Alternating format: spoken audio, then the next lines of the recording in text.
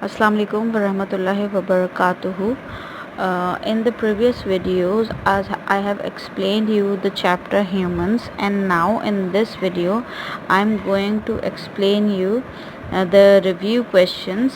और ये review questions जैसे हम क्लास में पहले किया करते थे कि मैं क्वेश्चंस जब भी हम काम करते थे मैं क्वेश्चंस करती थी और आप इसके लॉजिकल रीजनिंग करते थे, लेकिन अब अनफॉर्चुनेटली ये online classes like recorded videos हैं, तो इसमें आप तो आंसर नहीं कर सकते, लेकिन अब ये लॉजिकल क्वेश्चंस जो है वो मैं आपको एक्सप्लेन कर रही हूँ।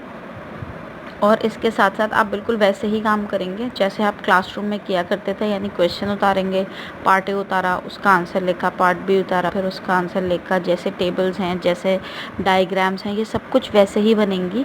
ये पहले ही इंस्ट्रक्शंस आपको मैं दे रही हूँ ताकि बाद में आपको काम करने में प्रॉब्लम ना हो। अच्छा, इसके अलावा ये सारे के सारे आंसर्स जो हैं ये मैं जो बोर्ड पे आपको लिखवाया करती थी पहले या डिक्टेट करती थी, अब ये आंसर्स आपके पास जो है वो PDF फॉर्मेट में आपको अवेलेबल हैं, बिल्कुल पहले की तरह। जैसे आप पहले क्वेश्चंस करते थे बुक से और फिर उसके आंसर्स लिखते थे, अब आपको PDF फॉर्मेट में आपको सारे आंसर्स मिलेंगे, तो आप वहाँ से आंसर कॉपी डाउन कीजिएगा और सारे आंसर्स के एक्सप्लेनेशन यहाँ इस वीडियो में होगी। Now quickly jumps toward page number 28. Question number 1. 5 patients have just arrived at the hospital. कारिस का प्रॉब्लम ये था कि very pale and hardly breathing, यानी ब्रीथ करने में बहुत प्रॉब्लम हो रही थी। अमरजीत भी पेल थे, यानी बिल्कुल बेहोश हुए थे और पल्स नहीं थी, नो पल्स। नदीन का प्रॉब्लम था back pain and can't move. Ali was very weak and keeps being sick. Simon का प्रॉब्लम था लेग बोन स्टिकिंग आउट। तो पार्ट ए है decide which organ system isn't working properly in each patient. अब आप क्या करेंगे कि सबसे पहले तो हम वो करते हैं, सॉर्ट आउट करते हैं कि किसके साथ क्या प्रॉब्लम है। अब ए पार्ट में आप ये करेंगे कारिस लिखने के बाद कारिस का जो प्रॉब्लम है वो ये है कि वेरी पेल या फिर हार्डली ब्रीदिंग। तो इसका प्रॉब्लम ये है कि इनका जो डिज़ीज़ है वो कारिस का जो डिज़ीज़ है वो है रिस्पायरेटरी सिस्टम का।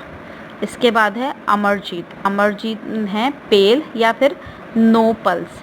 तो इनका जो प्रॉब्लम है वो कार्डियोवैस्कुलर डिजीज़ है, यानी इनका हार्ट से रिलेटेड कुछ प्रॉब्लम है, कार्डियोवैस्कुलर सिस्टम इनका सही तरह काम नहीं कर रहा। इसके बाद है नदीन का प्रॉब्लम है बैक पेन या फिर कांट मूव। तो इसका मतलब है कि ये बैक से इनका प्रॉब्लम है और ये मूव नहीं कर रहा है, इसका मतलब ये है कि इनका बैक का प्रॉब्लम है और बैक पे होता है नर्वस सिस्टम, ठीक है। इसके बाद है अली है very weak and keeps being sick, बहुत ज़्यादा वीक हैं और बार बार बीमार हो रहे हैं, इसका मतलब कि इनका डाइजेस्टिव सिस्टम सही तरह काम नहीं कर रहा। और साइमन का प्रॉब्लम है लेग बोन स्टिकिंग आउट, तो इसका मतलब ये है कि इनका प्रॉब्लम स्केलेटल सिस्टम का है, ठीक है। तो ये सारे जो हैं क्वेश्चन नंबर 1 के पार्ट ए के आंसर्स हैं। अच्छा, part B is decide which 2 patients should be treated first and explain why, यानी इनमें से कौन से 2 पेशेंट्स ऐसे हैं जिनको फ़ौरन ट्रीट करना चाहिए और रीज़न भी बताना है कि क्यों। तो सबसे पहले जो मेडिकल इमरजेंसी जिसको कही जाएगी वो कारिस और अमरजीत के साथ है। उसका रीज़न ये है कि दोनों ही सिचुएशंस में ऑक्सीजन की सप्लाई प्रॉपर नहीं आ रही, यानी कि कारिस हार्डली ब्रीथ कर तो रहे हैं लेकिन प्रॉपर ऑक्सीजन लंग्स तक जा नहीं रही है, जिसकी वजह से टिश्यूज़ को ऑक्सीजन नहीं मिल रही। और अमरजीत के साथ भी यही प्रॉब्लम है कि पल्स ही नहीं है। इसका मतलब अगर पल्स नहीं है तो जो ब्लड है वो सर्कुलेट ही नहीं कर रहा, और अगर ब्लड सर्कुलेट नहीं कर रहा तो इसका मतलब है कि ये इस सिचुएशन में भी टिश्यूज़ तक ऑक्सीजन कोई नहीं जा रही। और इन दोनों सिचुएशन में अगर इनको फ़ौरन ट्रीट नहीं किया गया तो कोई ऐसा सिवियर जो है वो सिनेरियो हो सकता है। Now come towards question number 2। Question number 2 में ये जो दोनों डायग्राम है, ये दोनों डायग्राम आपने इंटरलीफ पे ड्रॉ करनी है। द फर्स्ट पार्ट यानी part A is how do these joints differ. अब इसकी डायग्राम देख के हमें पता चल रहा है कि इनमें से एक जो है वो बॉल एंड सॉकेट जॉइंट है और दूसरा जो है वो हिंज जॉइंट है।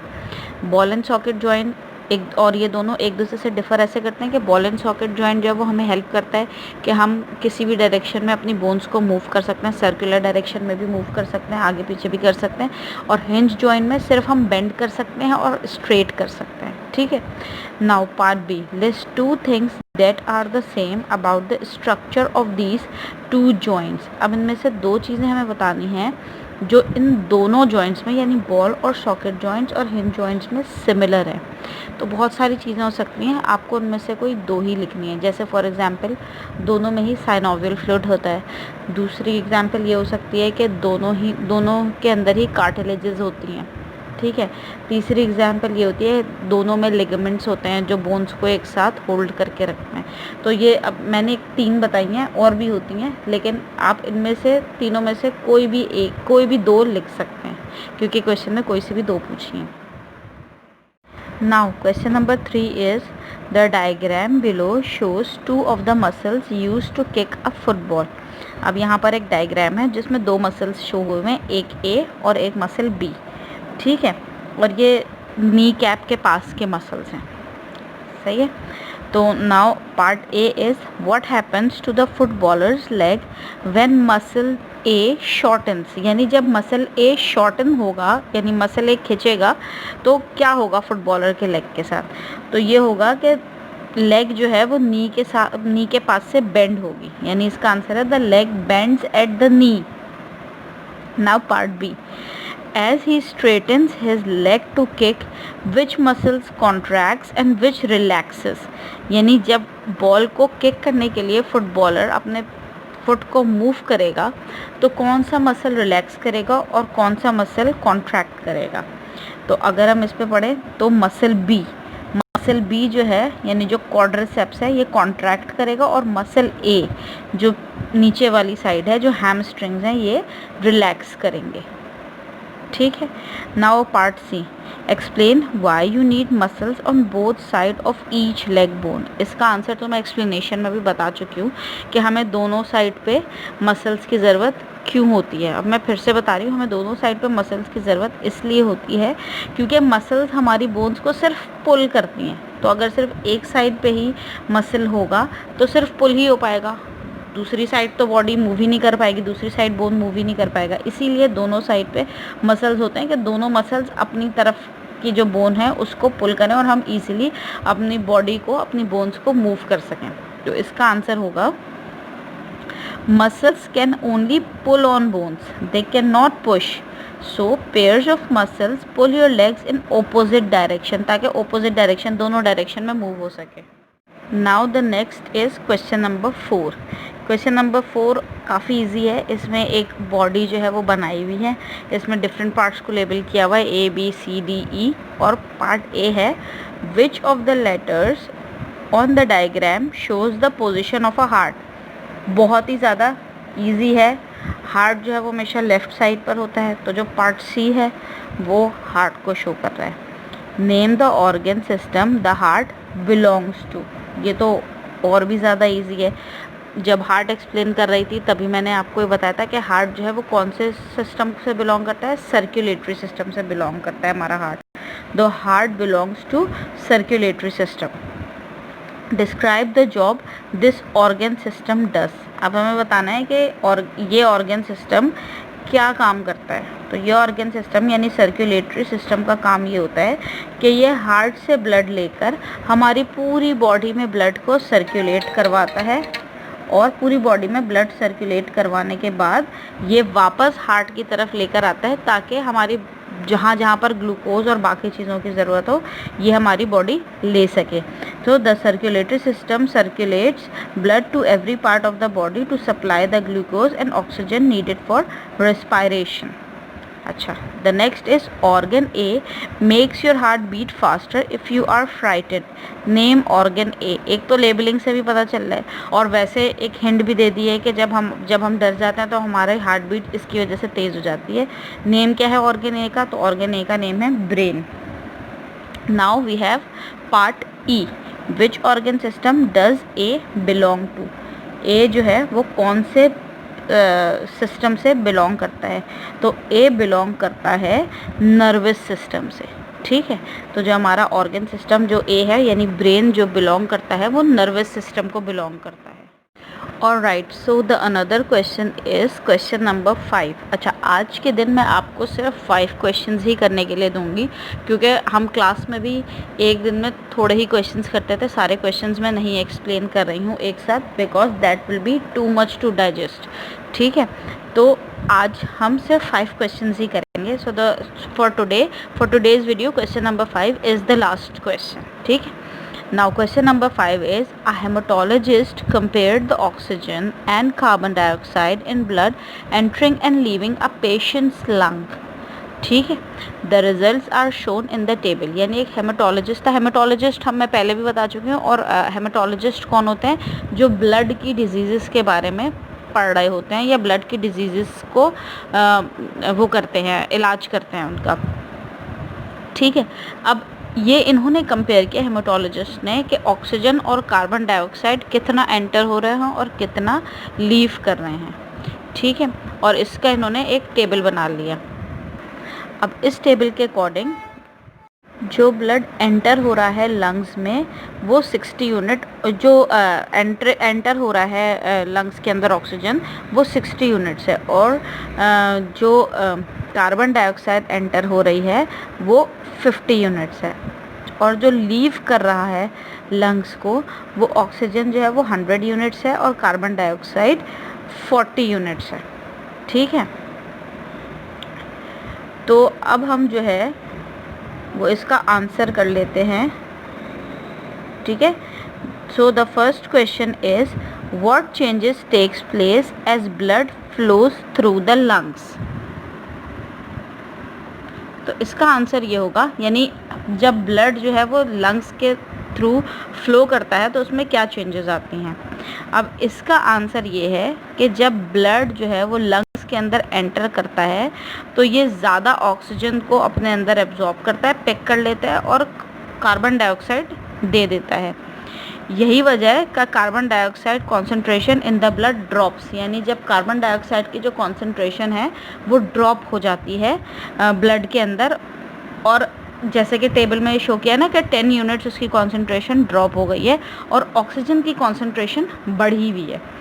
ठीक है, तो अब मैं इसका आंसर आपको बताऊं कि as blood enters the lungs it picks up more oxygen and gives up carbon dioxide, यानी मोर ऑक्सीजन ले लेता है और कार्बन डाइऑक्साइड दे देता है। That is the reason the carbon dioxide concentration in the blood drops by 10 units and the oxygen concentration increases by 40 units. Now part B is, breathed in air is 21% oxygen and 0.04% carbon dioxide. Suggest what is different about breathed out air। यानी जो air हमने breathe in की है, यानी जो ली है हमने हवा जो अंदर की तरफ ली है, वो 21% ऑक्सीजन थी उसमें और 0.04% कार्बन डाइऑक्साइड थी। लेकिन अब जो ब्रीद आउट एयर होगी उसमें क्या डिफरेंस होगा? तो इसमें डिफरेंस ये होगा कि ब्रीद आउट एयर जो है वो ज़्यादा कार्बन डाइऑक्साइड कंटेन करेगी और लेस ऑक्सीजन होगा उसके अंदर, यानी breathe out air contains more carbon dioxide and less oxygen. Part C, where does blood go after it leaves the lungs. यानी ब्लड जब एक बार लंग्स को से चला जाता है दूर तो फिर कहाँ जाता है? तो ये मैं पहले भी एक्सप्लेन कर चुकी हूँ कि कहाँ जाता है। मैं फिर से, जब मैंने चैप्टर एक्सप्लेन किया था तब मैंने एक्सप्लेन कर दिया था, लेकिन मैं फिर से एक्सप्लेन कर देती हूँ कि जब ये लंग से बाहर जाता है तो फिर ये ट्रैवल करता है हार्ट की तरफ, और हार्ट फिर इसको पंप कर देता है पूरी बॉडी में, और पूरी बॉडी में फिर ये ऑक्सीजन और ग्लूकोज देता है सारे टिश्यूज़ को, और फिर जो उनसे ख़राब यानी कार्बन डाइऑक्साइड होती है उनसे कलेक्ट करके वापस ये हार्ट की तरफ लाता है, और फिर ये पूरा साइकिल ना दोबारा से चलता है कि फिर हार्ट लंग की तरफ भेजता है, फिर लंग इसको उसमें से कार्बन डाइऑक्साइड निकाल देता है, ऑक्सीजन भर देता है, फिर ये जो है ना वापस लंग से फिर वापस हार्ट की तरफ जाता है, फिर हार्ट वही पूरा साइकिल दोबारा से रिपीट करता है। So the answer is, after leaving the lungs blood travels back to the heart, the heart pumps it around the body to every tissue. to deliver oxygen and glucose also obviously. Then it returns to the heart and is pumped back to the lung to collect more oxygen. ठीक है, अब यहाँ पे तो यहीं तक लिखा है कि ये more oxygen collect कर लेता है, लेकिन अब ये फिर क्या होता है कि ये दोबारा फिर ये हार्ट की तरफ आता है और फिर हार्ट इसको वही साइकिल चलाता है और फिर ये कंटिन्यूसली हमारा हर दफ़ा जब हार्ट पंप करता है तो अलग अलग ब्लड नहीं बनता, ये वही ब्लड होता है जो that keeps circulating around our body. अच्छा, part D. The patient with lung disease may have much less oxygen in the blood leaving their lungs. Explain why that could make them feel very tired. ठीक है, अब कोई भी patient जिसको lungs disease हुई हैं, इनके साथ क्या होता है कि जब लंग डिजीज़ होती है ना तो लंग्स काम करना थोड़ा कम कर देते हैं और ये ब्लड के अंदर कम ऑक्सीजन ट्रांसमिट करते हैं. ठीक है, लेकिन इससे क्या होता है कि क्या हो रहा है कि जो पेशेंट है वो थोड़ा टायर्ड फील कर रहा है. अब उसका रीज़न क्या है, क्यों टायर्ड फील कर रहा है, ऑक्सीजन की कमी से टायर्ड क्यों फील करेंगे हम? तो इसका आंसर ये है कि अगर पेशेंट को इनफ ऑक्सीजन नहीं मिलेगी ना तो क्या होगा कि उसकी बॉडी के अंदर वो ग्लूकोज भी कम आएगा, और जब ग्लूकोज कम आएगा और उसको रिस्पायरेशन का प्रॉब्लम होगा तो उसकी जो एनर्जी है ना, क्योंकि हमारे अंदर जो एनर्जी आ रही होती है वो ग्लूकोज और ऑक्सीजन को मिलाकर हमारे अंदर एनर्जी आ रही होती है, हमारे टिश्यूज़ वर्क कर रहे होते हैं. तो जब ये एनर्जी नहीं आएगी तो क्या होगा कि हम बहुत ज़्यादा डिज़ी फील करेंगे, हम बहुत ज़्यादा टायर्ड फील करेंगे. ठीक है, तो इसका आंसर जो हमें लिखना है वो ये है, if a patient can not get enough oxygen, less respiration takes place in their tissues and they release less energy. ठीक है, तो ये इसका आंसर है. आज हम क्वेश्चन नंबर 5 तक ही कर रहे हैं. आपने आज ये काम करना है और मुझे बाय टुमारो यानी कल तक आपकी सारी ये पिक्चर्स आप जो है वो एडमोडो पे अपलोड कर दीजिएगा. यानी अपने सेलफोन ये काम करने के बाद, अच्छा सा वर्क करने के बाद, सारी डायग्राम, सारे जो एक क्वेश्चन नंबर 5 में टेबल है. अच्छा, टेबल हम इंटरलीफ पे नहीं बनाते, टेबल हम जो है वो दूसरी वाली साइड जो हमारी लाइंस वाली साइड है उधर ही बनाते हैं. ठीक है, तो ये proper diagrams, proper colouring, proper labelling, सही से सारे टेबल्स बना के सारे आंसर्स लिखने के बाद आप इसकी एक पिक्चर क्लिक करेंगे और आप इसको एडमोडो पे अपलोड कर दीजिएगा. ठीक है, उसके बाद मैं देख लूँगी कि किसने अपना वर्क कर लिया, अच्छा कर लिया, किसी को कोई प्रॉब्लम तो नहीं आ रही. देखो, हम हर रोज़ आपसे कॉपी तो नहीं मंगवा सकते ना चेक करने के लिए, जैसे हम क्लास में किया करते थे. अब तो नोटबुक्स एक बार पूरा चैप्टर जब ख़त्म होगा तब हम एक डेट देंगे और फिर बच्चे नोटबुक्स लेकर आएंगे. बच्चे नहीं, आपके पेरेंट्स नोटबुक हमें सबमिट कराएंगे. लेकिन अभी फ़िलहाल आप सिर्फ मुझे पिक्चर्स दिखा दीजिए ताकि अगर आपके काम में कोई प्रॉब्लम आती है तो हम वहीं पर ही रेक्टिफाई कर लें. ऐसा ना हो कि आपका पूरे मंथ का काम हो जाए और फिर आपको वो प्रॉब्लम आए और फिर आपको दोबारा से ऑल द वे पूरा काम करना पड़े. ठीक है, तो मेक श्योर कि सब अपनी जो है काम की पिक्चर्स जो है वो एडमोडो पे अपलोड कर लें. Thank you so much.